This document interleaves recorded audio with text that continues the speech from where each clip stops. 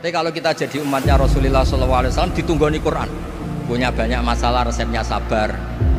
Kalau nggak bisa sabar ya nyari kiai-kiai tukang ijazah anak menodongannya mandi. Karena orang mensifati Allah itu macam-macam. Makanya saya pastikan nggak ada agama yang mengajarkan rasional kayak agama apa? Islam. Makanya liqaumi yaqilun liqaumi yatafakkarun.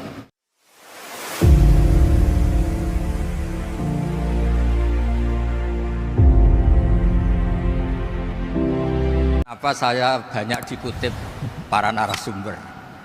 Karena saya ini jenis kiai yang otoritatif. Jadi saya ini karena nggak menteri, sehingga kalau belajar itu serius sekali.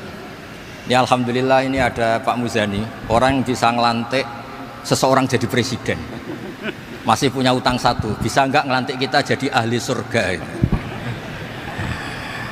Begini kalau cerita ilmiah, nanti saya baca hadisnya. Ada kelebihan kita jadi manusia itu justru karena ketidaktahuan kita. Kita tentu hingga detik ini tidak melihat surga langsung, tidak melihat neraka langsung, apalagi melihat Allah Subhanahu wa Ta'ala. Tapi selalu ada teori, dan ini dibenarkan oleh semua ulama karena ini nas itu mansus. Geniku di antara kelebihan Rasulullah SAW adalah diutus kafatan linnas untuk semua orang. Sehingga ada orang ditanya, dengan apa kamu tahu kalau Tuhan itu satu? Orang ini dengan enteng menjawab, innal isnaini, angka 2, 3, 4 dan seterusnya, nisbatu dzalika ilal wahid nisbatul far'i ilal asli. Jadi segampang itu nerangkan ayat qul huwallahu ahad, Allah itu satu. Karena angka itu 2, 3 sampai 1 miliar 1 triliun, nisbatu dzalika ilal wahid nisbatul far'i ilal asli. Semua itu asal usulnya satu. Begitu juga begitu gampangnya Syekh Nawawi Al-Bantani menerangkan kenapa bismillah itu dimulai ba. Huruf hijaiyah kan alif, tapi kalau bismillah dimulai dari satu ba. Ba itu ada titik satu. Anda gambar kambing, gambar apa saja, gambar Anda entah baik entah jelek, itu tetap dimulai satu titik. Nah satu titik ini disebut nuqtatil wujud, asal usul wujud. Sebab itu kitab I'anatul Thalibin, tadi Habib Nabil cerita sanad-sanadnya Mbah Mun. Sebetulnya kalau boleh angkuh, yang berhak cerita itu saya, karena kitabnya milik saya. Tapi beliau tak kasih terus cerita, ya alhamdulillah. Ada penyambungnya gitu. Nanti tak kasih lagi beliau. Ya memang yang paling berat beliau karena turunannya itu. Tapi kitabnya dari saya, jadi ya satu-satu loh. Kitab I'anatul Thalibin itu dikarang oleh ulama top, namanya Said Abi Bakar Sato. Beliau punya murid yang sangat terkenal di Indonesia, namanya Syekh Mahfud At-Turmusi. Syekh Mahfud ini punya murid diantaranya yang paling terkenal tentu Mbah Hashim sama Mbah Ahmad Dahlan, pendiri Muhammadiyah. Jadi kemudian kitab I'anah ini populer sekali untuk menerangkan fikih-fikih di Indonesia. Termasuk cerita bahwa wujubul jihad itu wujubul wasail lal maqasid. Jadi jihad itu wajib, itu wujubul wasail lal maqasid. Sama cari disarahin. Sekiranya dakwah itu bisa tidak dengan jihad, dengan pengajian kayak Majelis Rasulullah, kayak Majelis Nurul Mustafa, kayak kiai-kiai kampung, itu sudah cukup karena sudah isolul maksud, orang sudah menjadi kenal Allah Subhanahu wa Ta'ala. Sebab itu ketika Sayyidina Ali diutus di beberapa peristiwa termasuk di Khaybar, Sayyidina Ali didhawuhi la ayyahdiyawu bika rajulan wahidan khairan laka min humrin na'am. Ada satu saja yang Islam karena kamu itu lebih baik daripada kemenangan. Nah, kemudian ini supaya otoritatif menghormati masjid ini, Masjid Istiqlal, masjid yang luar biasa bersejarah. Saya baca keterbatasan kita, tapi ini menjadi kelebihan. Ini hadis di Shahihul Bukhari. Nanti sebagian materinya saya tinggal supaya ini tadi otoritatif tadi, supaya semuanya pakai sanad.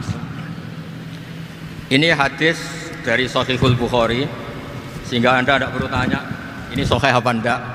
Karena ini di Sahih Bukhari ikutnya nomor hadisnya itu 6408. Monggo kalau mau dihafal. Biasanya jenengan kan hanya apa Arba'in Nawawiyah. Ini hadis ini nomor 6408. Ada keterbatasan yang akhirnya menjadi kelebihan kita, yaitu kita tidak tahu Allah Subhanahu wa taala. Suatu saat para malaikat ditanya, apakah mereka yang membaca tasbih di sini, misalnya di Istiqlal ini, ngerti saya? Kata Allah. Kata malaikat, tidak tahu. Fayaqulu hal ra'auni. Qal fayaqulu la wallah ma ra'auka. Qal fayaqulu kaifa la ra'auni. Yaquluna la ra'auka kanu asyadda laka ibadatan wa asyadda laka tamjidan wa aktsara laka tasbihan. Andaikan manusia itu ngerti engkau ya Allah, maka tasbih mereka ini akan lebih dari kita. Saya beri contoh, ini terutama untuk dzurriyyah Rasulullah SAW. Nabi itu manusia, bashar, tapi lakal bashar. Nabi ketika muji Allah Subhanahu wa taala ini supaya kalau sholat jangan hayati. Misalnya pertama muji begini, lakal hamdu mil'us samawati wa mil'ul ardi. Kebanyakan ke Jawa memang baca pakai rofaknya mil'u, tapi di beberapa sanad dibaca mil'a, itu urusan i'rab lah. Engkau itu saya puji seluas langit dan bumi, seluas langit dan bumi. Seluas langit dan bumi itu enggak keren, karena langit ini tetap mahsurah, as-samawat ini apapun luasnya langit itu tetap terbatas. Bumi apapun luasnya juga terbatas. Apa yang diteruskan oleh Rasulullah SAW? Wa mil'u ma syi'ta min syai'im ba'du. Dan pujian saya ini ya Allah sesuai kehendakmu, sejumlah kehendakmu. Karena ini yang tidak terbatas. Begitu juga ketika Nabi dengan keterbatasan sebagai manusia, bukan sebagai Habibullah, atas nama manusia. Nabi itu punya dua sisi, kadang sebagai bashar, kadang sebagai Habibullah. Dan sama-sama penting untuk mengawal Islam ini. Saya ulang lagi, sama-sama penting untuk mengawal Islam ini.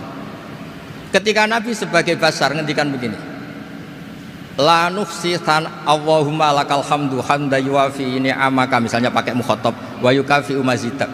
Saya memuji engkau ya Allah dengan pujian yang sesuai jumlah nikmatmu, wa yukafi umazidak, dan bisa berserasian dengan tambahan-tambahan nikmatmu.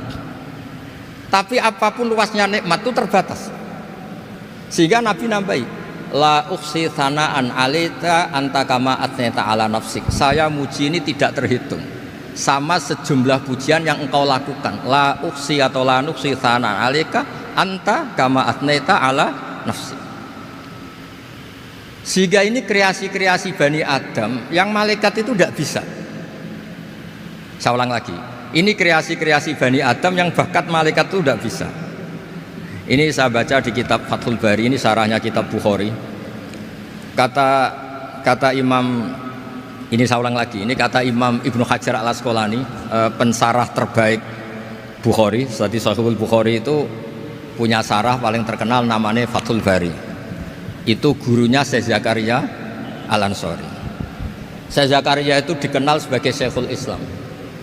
Itu berkahnya punya guru alim banget, kereng. Ibnu Hajar al-Asqalani itu kereng itu keras. Kalau muridnya tidak bisa itu keras sekali, tapi urusan ngaji saja. Terus punya murid itu pinter sekali, namanya Ibnu Hajar al-Haytami.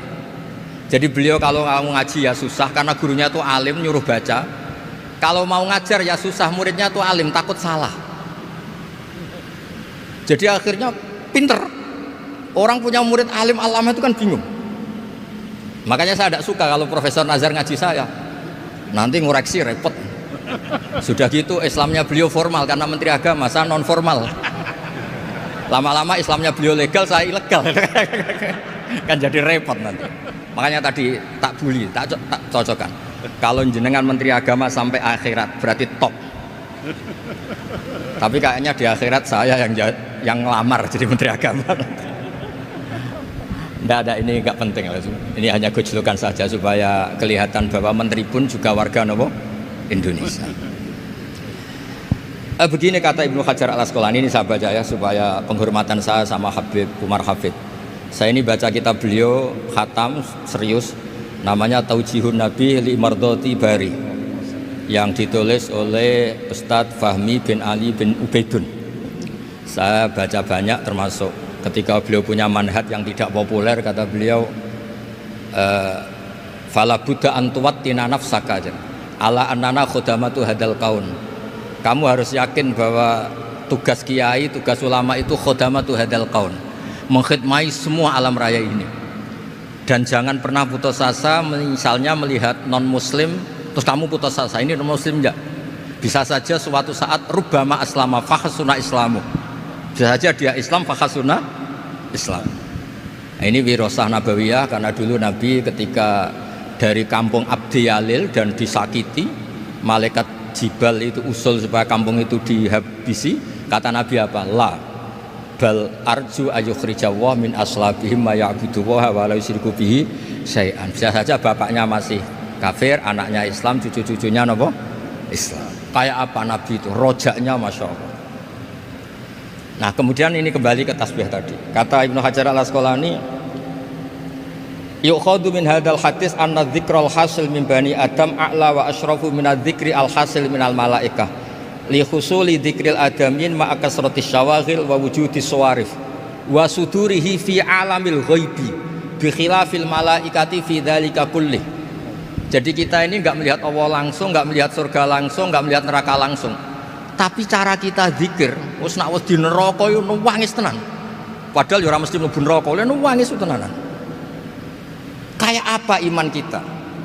Nah, iman seperti ini sesuai kriteria awal sing dikersana Allah, alladzina yu'minuna bil ghaibi. Maka andekan saya ini kok dikasih mukasyafah sama Allah untuk melihat surga, saya milih enggak melihat supaya ngikuti yang tetap gaib. Nanti kalau saya melihat langsung kemudian iman, kata Allah, akeh tunggali aku iman mau melihat itu. Jadi kadang-kadang keterbatasan kita ini penting.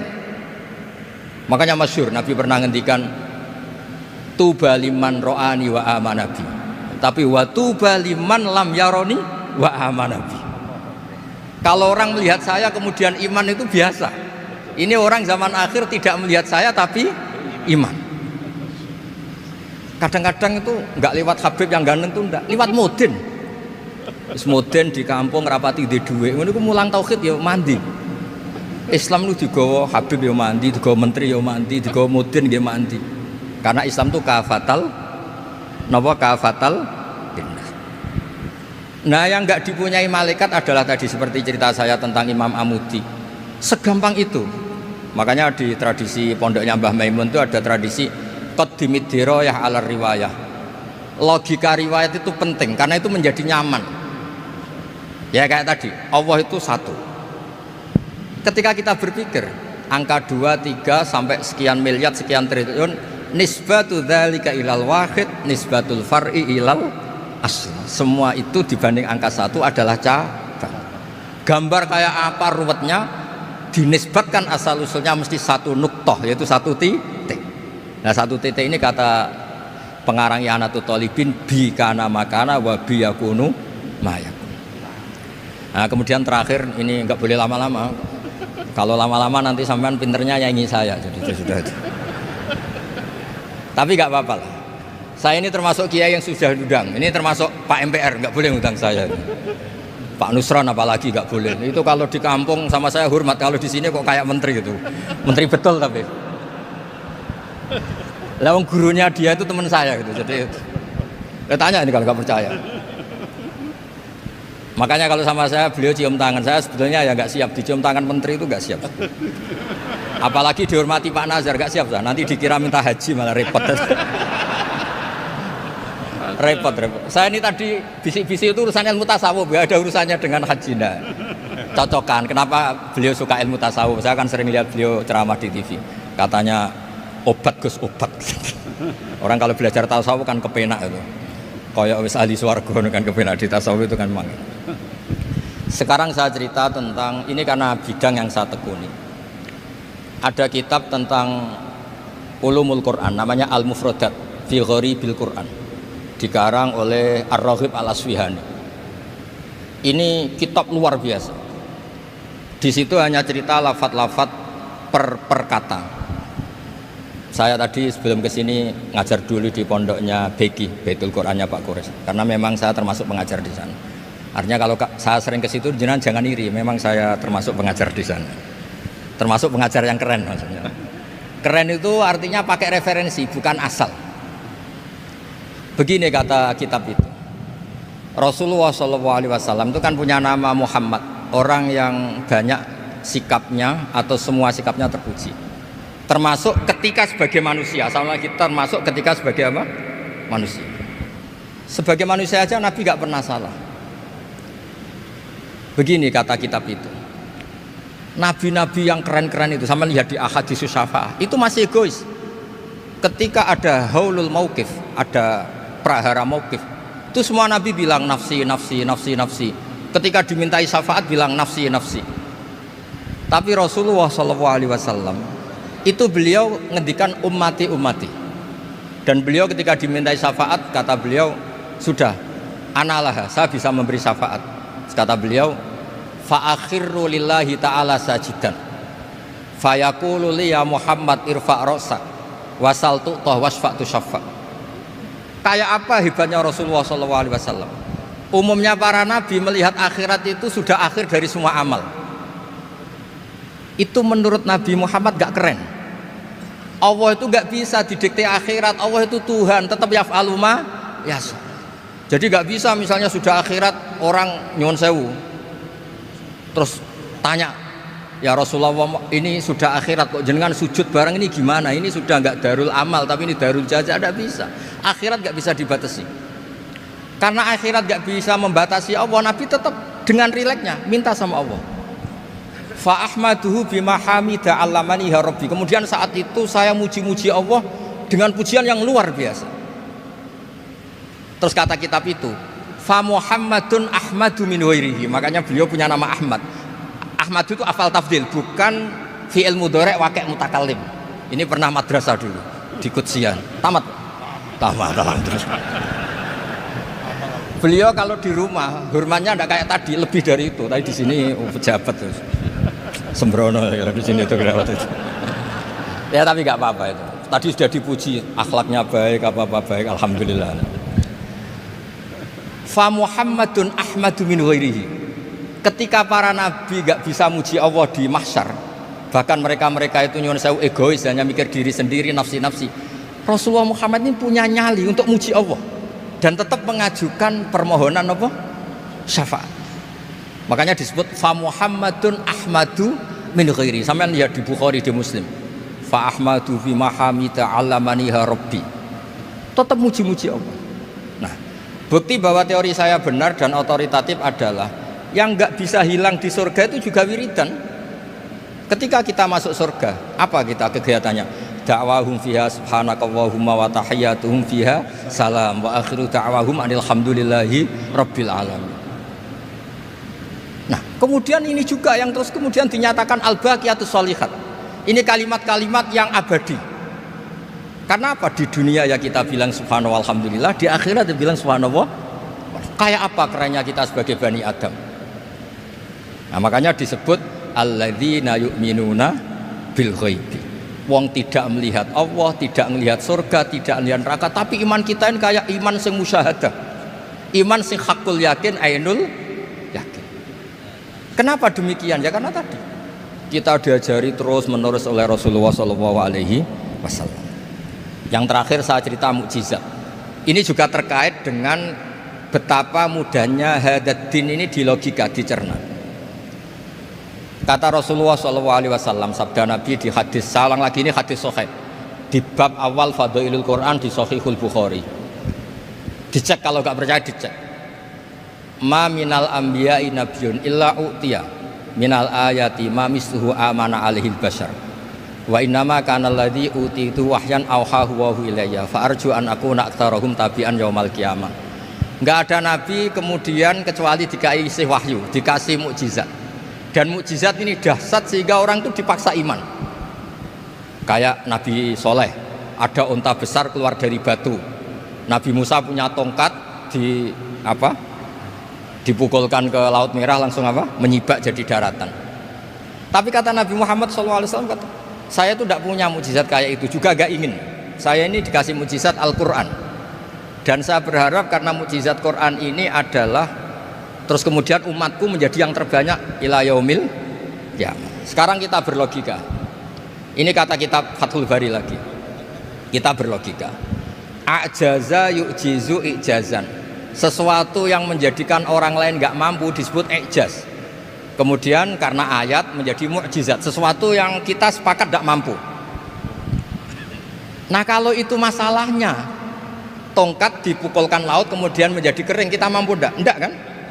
Tapi pertanyaannya, Anda bikin nyamuk mampu enggak? Enggak kan? Anda bikin sapi, bikin unta mampu enggak? Enggak kan? Makanya Nabi Muhammad SAW cukup, sudahlah kamu itu manusia, bahkan sekedar menciptakan lalat itu enggak bisa. Inna Allaha la yastahi ayyadriba mathalam ma'ba'udatan fama fawqaha. Kemudian mukjizat ini sama Nabi dicontohkan hal-hal yang keseharian kita. Wa min ayatihil lailu wan naharu wasyamsu wal qamar. Sekarang peristiwa laut dibelah Nabi Musa dengan matahari yang nggak pernah turun mesin, itu keren mana coba? Keren matahari yang nggak pernah turun mesin. Terus kata Ibnu Hajar al-Asqalani, li'annal mu'jizat al-madiyah kanat khisyatan tusyahadu bil absor kana qati soleh wa asa Musa wa mu'jizatul Qur'an tusyahadu bil basirah fakana man yattabi'uhu atau yatba'uhu li ajliha aksar fa innal ladhi yusyahadu bil absor yang qaridu bingkiradi musyahidihi wal ladhi yusyahadu bil basirah bakin. Ya saya ulang lagi, bakin. Ya, bagian terus disaksikan orang sing ja'a badal awali mustamirran. Begini logikanya. Mukjizat kayak nakoti soleh atau Asa Musa yang terkenal. Saya andaikan jadi umatnya Nabi Musa terus dikasih tongkat itu, terus bisa apa coba? Ketika kita punya utang disuruh nyaur ya nggak bisa dipakai jaminan kan. Sudah gitu orang tanya ini asli apa enggak? Kalau asli buktikan, kan ya repot. Tapi kalau kita jadi umatnya Rasulullah SAW ditunggoni Quran, punya banyak masalah resepnya sabar. Kalau nggak bisa sabar ya nyari kiai-kiai tukang ijazah anak menodongannya mandi. Karena orang mensifati Allah itu macam-macam. Makanya saya pastikan nggak ada agama yang mengajarkan rasional kayak agama apa? Islam. Makanya liqaumi yaqilun liqaumi yatafakkarun. Coba misalnya nyamuk. Kamu bikin nyamuk tidak bisa kan? Nyamuk punya organ tubuh kecil, organ tubuhnya punya urat. Kamu mikirnya kayak apa? Sekedar bikin patungnya saja tidak bisa, apalagi bikin nyamuk. Jadi untuk mengakui kudrohnya Allah yang tidak terbatas dan kita lemah, itu tidak usah nunggu peristiwa kayak terbelahnya laut. Cukup wa ma min dabatin fil ardi wala ta'iriyatiru bijanahihi illa umamun amsalukum inna fi khalqis samawati wal ardi waqtilafil laili wan nahar, seterusnya la ayatil liqaumi yaqil. Nah gara-gara pola yang diajarkan Nabi itu ila yaumil qiyamah orang tetap Islam karena nyaman dengan kepastian mukjizat ini baqiyah ila yaumil qiyamah.